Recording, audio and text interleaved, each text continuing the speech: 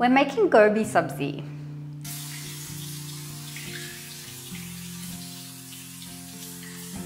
You can see how rich it is. Yum, yum, yum.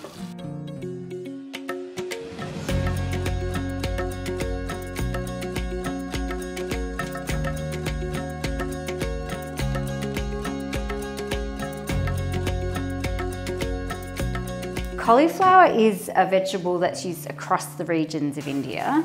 The cauliflower recipe I'm making today, it's my dad's recipe, so Kashmiri. So we're looking at cauliflower that has really nice curled leaves around it, and that the, I guess, flesh of the cauliflower, or the florets, for want of a better word, are nice and white and tight together.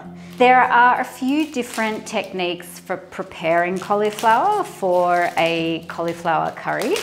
You can cut them into small florets and just cook in the fat and the water and the masala and have the cauliflower break down through that process. Or you can do as Dad and I love to do, which is to fry it first to a type of tenderness.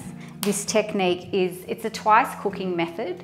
So anytime you cook something more than once, vegetable or protein, you're building tiers of structure and taste into the produce, above and beyond the spicing, above and beyond the fats. So you're creating a dish that's inherently a little more complex and a little more structured.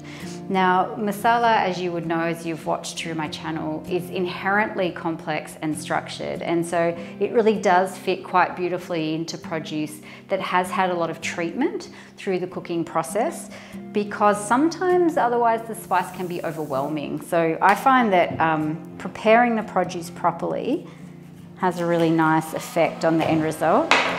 We are going to keep it really traditional because I love this dish and it really doesn't need alteration as far as I'm concerned. So we do use fresh ginger and a couple of tomatoes. So we're using the tomatoes as a gravy because cauliflower does respond well to being a little bit of a wet curry. Okay, so in terms of preparing this, we are going to be frying, and the frying technique I'm going to use is using 2 different oils, and there's a reason that I use 2 different oils in the one kadai. I'm going to use a vegetable oil and a mustard oil. Vegetable oil is thinner and cooks at a higher heat temperature and has a less viscous texture than mustard oil, and so results in crisp. So if you ever want to make something very, very crispy, like a very straightforward vegetable-based oil is a good option.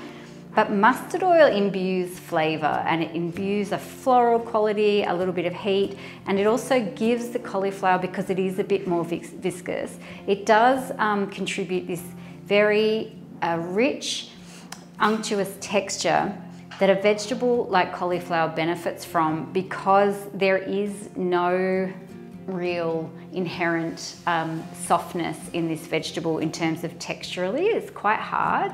So it does love a little bit of coddling from a fat. And then heat that to high.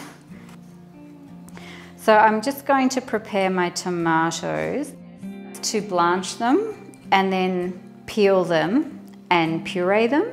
And that's a fresh tomato puree.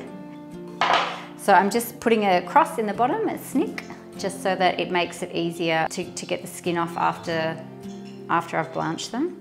Actually, one little neat trick that Bui showed me, my aunt, my bua, last time we cooked together, was instead of spending all the time boiling the kettle, soaking them, it's kind of like whatever, 5–10 minutes, is you can just pressure cook them really quickly. So if you don't have a pressure cooker, boil your kettle, fill it with water, and fill a bowl with water and pop your tomatoes in for sort of 3 to 5 minutes and they'll blanch. But if you do have a pressure cooker, you can just pop them in the pressure cooker with a little bit of water and then take them to 1 whistle, and that will get the same effect for you. So just before we move, let's talk spice, shall we? Yeah, okay. So when it comes to spicing for this cauliflower dish, it's very traditional Kashmiri Hindu, which is basically we're looking at very warm, earthy spices. And nothing too like chili focused and nothing too astringent. What we're going to use is a little mix of turmeric, chili, cumin seed, cumin powder, salt, a little bit of dhania, dalchini, So cinnamon or cassia, that's actually cassia bark. And what else? Oh.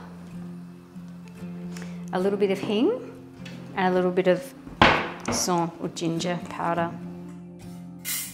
We're going to prepare the cauliflower. Tomato is going to start whistling away in that pressure cooker, just as a warning. What I'm doing is I'm just like a little bit of newspaper on a tali, just as a straining, with my favourite type of steel slotted spoon. And then just frying in small batches. It will be. And what happens if the cauliflower's browning too fast, so the oil got quite hot then, what happens is you get a lot of crisp on the outside, but it won't actually tenderise the structure. And we do need to break down that cauliflower structure a little bit in order for the masala to more easily, I guess, communicate through the vegetable. So one of the ways to cool the oil is just to put more produce in. So what we're looking for in terms of texture and colour with the cauliflower for this process is, I don't want it crispy, but I do want it to have already started to attain what I would call like a jewel texture. So it's sort of crisped and firmed on the outside. It almost has like a shell. And then on the inside, it starts to become a little bit molten. And you can tell that by, I'll show you. It's easier to show than talk sometimes. Okay, so if you have a look, what you can see is that, and you can taste it too, like tasting's always a great. But see how this one still looks slightly raw in terms of its cauliflower, and this one has started to blister and also change colour in the stem. So you can almost see it has this sort of tonal variation. This is much more raw than this one. But this one's much harder to pull apart. So I'm going to put these two back in. Keep going with it. The more work you do now in the frying, the less work you actually have to do in the cooking. So, all right, so you can see this is taking a bit longer because the oil did cool down with the produce addition, but that's okay. Sometimes a little bit longer results in a better textural outcome for a vegetable like cauliflower. You know, one of the things that's really interesting to do is just to try the raw cauliflower as well in comparison. It has a very cool quality. It's a bit milky. And it retains that aspect of itself all through the cooking process, which is what I mean by adding tiers of structure to a vegetable or a protein by using multiple methods. Because it never forgets itself. It never forgets what it was. So it will retain that cool milky quality. So even as it goes through the next step, which is that cooking in the oil, which gives it that sort of caramelized, rich textural differential as well. So you're just building stratas. They're like, vegetables are like us. It's like we never forget who we are, we just build on who we were. And so things become more complex and interesting as you go through the cooking process. Now, while we've got a second, let's see what happened with the tomatoes. Just releasing the steam, basically. Oh yeah, perfect. That was just a few minutes. And they're just nice and smooshy. In fact, I can probably just do this. That's perfect. I'm going to use this pressure cooker as a frying pan. One of the tips for learning how to cook cauliflower curry or gobi sabzi and not making lots of mistakes in the first few instances is to use like a cold pan spicing technique. So what we're going to do is essentially I'm going to show you that most things can actually go in the first instance, and because we've prepped the cauliflower really well and it's ready to take on flavour, we're not having to sort of cook it down into the masala, that we can actually create the masala in the pan off heat, apply heat in order to temper the spice before we add the tomato and then the cauliflower, and then just cook them out. When you're learning how to work with flavour and with complex flavour, it's a handy tip because heat takes away your time. It takes away response time. Spice burns very, very quickly, and it gets hard to manage. You know, what have I put in? What have I forgotten? Where's that jar of cumin seed? Did I forget the salt? heat plays with your capacity to be able to concentrate on what you're doing and to, I guess, fix any missteps as you're going. So we're going to use ghee for this. So I'm going to add salt to taste. So my idea of salt to taste would be about a half a teaspoon of salt, and I may add more, you know, if it needs it through the process. A little turmeric powder, about 1/3 of a teaspoon. Chili, 2/3 of a teaspoon. Cumin seeds you can go a bit more crazy with. It is a really familiar taste for most palates. It's the earthiness in it that's recognisable across cultures, and so it's very hard to use too much of it. A little bit of ground cumin powder, so about 1/3 of a teaspoon as well. Then saume, which is ginger powder, and I'm going to use about a teaspoon. Now this gets quite hot, and when you blend it with chili, the two accelerate each other. So ginger powder is classically a warm category spice, but it has a really latent, blooming, persistent heat. I'm going to use like a little half a bark of that cassia because it's quite strong. And then coriander, which is, this is so pretty. There's a kitchen next door and they're cooking, so that's the pressure cooker noise, but you know, it's coming up to lunchtime, what do you expect? So about 1.5 teaspoons or 2 teaspoons. And then, oh yeah, fresh ginger.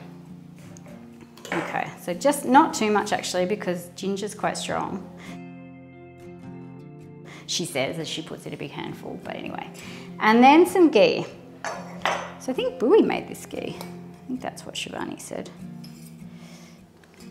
So ghee is beautiful as a cooking base, and it's my preferred cooking base for lots of these sorts of traditional Kashmiri Hindu foods because it's really soft. It's like a cuddle. It's like cooking in a cuddle. And because we've already used a vegetable oil and a mustard oil with that cauliflower, we're adding 1/3 fat, which is more tiering of flavour.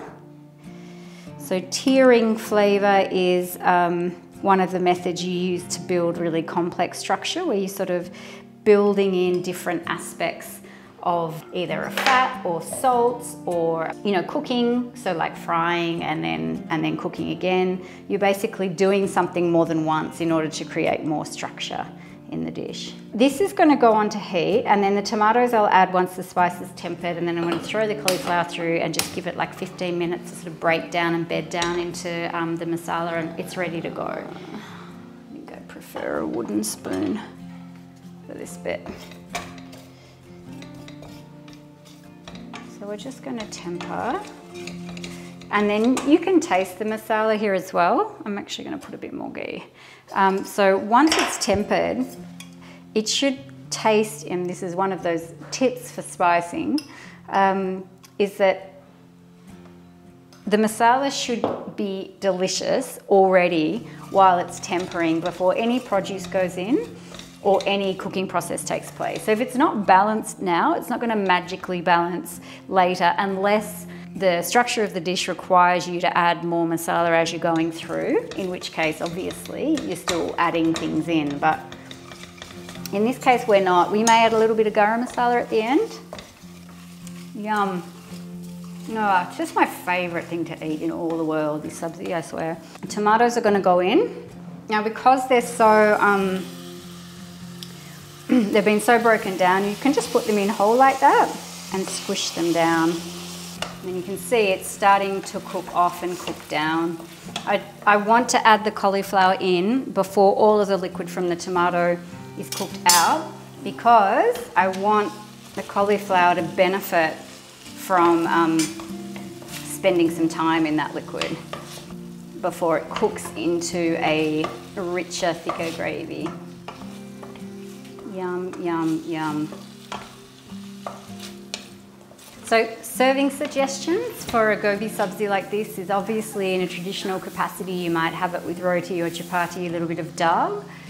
But if you're cooking, you know, simple steamed fish fillets, you can make a sabzi like this as your base and then put the fillet of fish on top, and have a really sort of clean meal, like clean protein, but some rich vegetable contribution as well. So really great for appetite. Sometimes what I like to do is toss it through a salad, like some rocket greens and a little bit of halloumi. There are all sorts of ways to transport Indian vegetarian recipe out of that sort of strictly thali, you know, dal, rice, sabzi proposition, and then into like a cross-cultural kitchen or a modern kitchen or a kitchen where, you know, not everyone wants to eat that sort of meal all of the time. A little bit of coriander, that's nice and green. And you see how rich it is.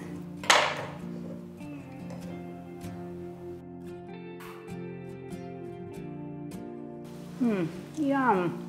It's rich and sweet. It's not, I wouldn't say it's light, but it's so tasty. It's earthy, there's density. The components have come together really beautifully. So I guess I always feel like the telling moment of success for sabzi is really that you, and masala in general, is you don't want to taste anything in particular. You just want that end result of flavour. And this dish as a signifier for me signifies nourishment, it's warmth, it's comfort.